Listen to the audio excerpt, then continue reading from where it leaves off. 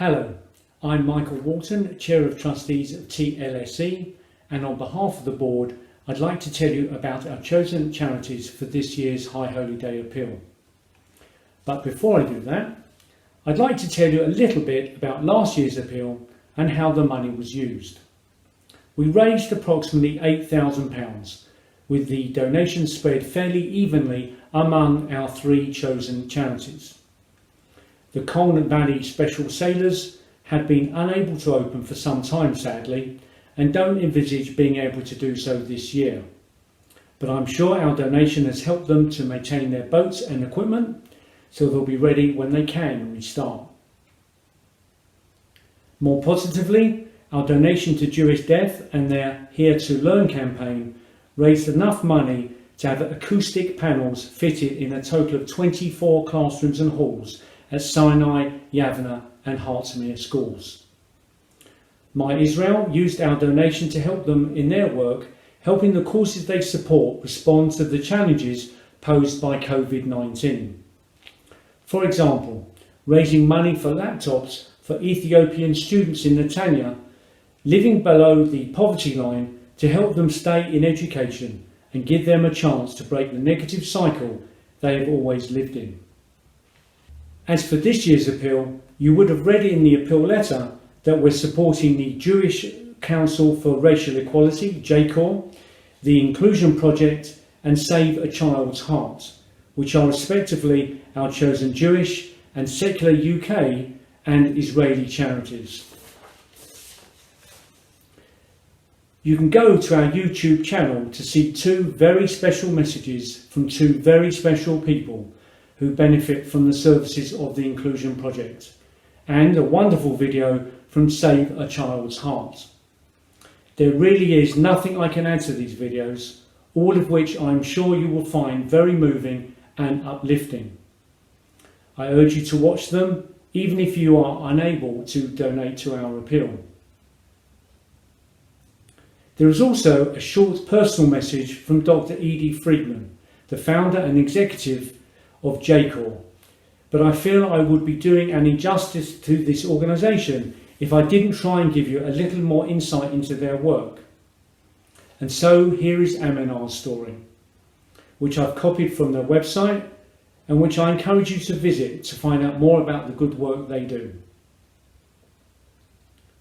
In 2015, along with her brother Ahmed and her mother and father, Aminar left Syria. Paying traffickers along the route, the family commenced their journey to Europe. In September of the same year, the rubber vessel that was carrying Aminar and her family, along with 45 other refugees, capsized. Aminar, a strong swimmer, tried desperately to reach out to her parents, but to no avail. Aminar's mother and father drowned. Aminar and Ahmed survived.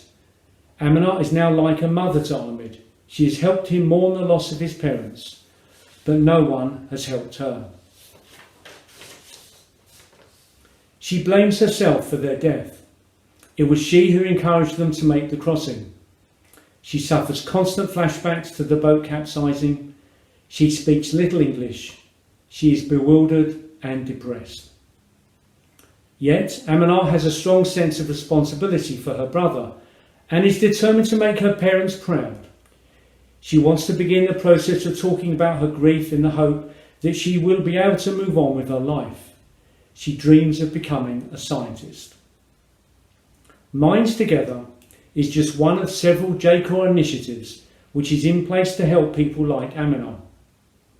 It offers one-to-one therapeutic counselling and creative group sessions to the vulnerable asylum seekers and refugees who have been deeply traumatised in their countries of origin. Many of those benefiting from the project will have witnessed the death of loved ones or been subjected to torture, sexual exploitation or some form of violence themselves. They may be experiencing flashbacks, night terrors, anxiety and/or depression. Run in collaboration with the Refugee Council, the one-to-one sessions, before the current restrictions, offered asylum seekers and refugees a safe space to gather their thoughts, recount their experiences and be heard. They are now taking place remotely by phone or online, but their clients are still provided with the opportunity to make sense of their lives and, through conversation, start the process of putting themselves together again.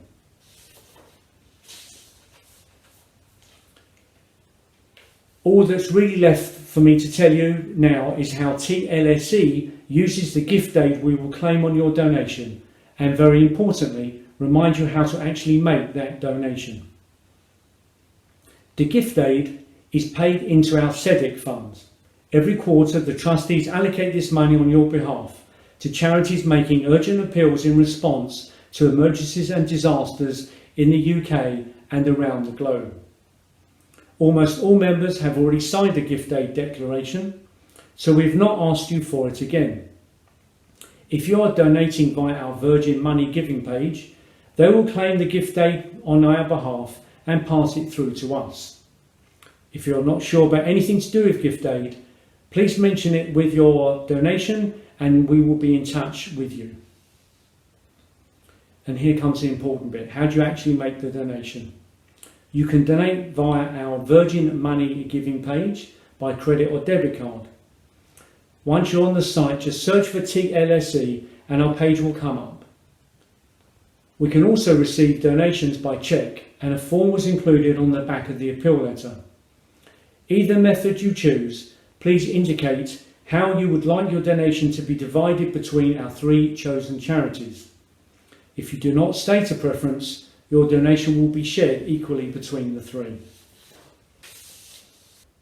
As I hope I've shown you, your donations last year really made a difference to people's lives, and I'm certain it will be no different with the money we raise for this year's causes. Save a Child's Heart literally helped save lives, and the work of the Inclusion Project and JCOR had a direct impact on the quality of those people's lives. You can support this year's High Holy Day appeal, safe in the knowledge that your donation will help these wonderful charities continue their fantastic work. Thank you for listening, and Shana Tova.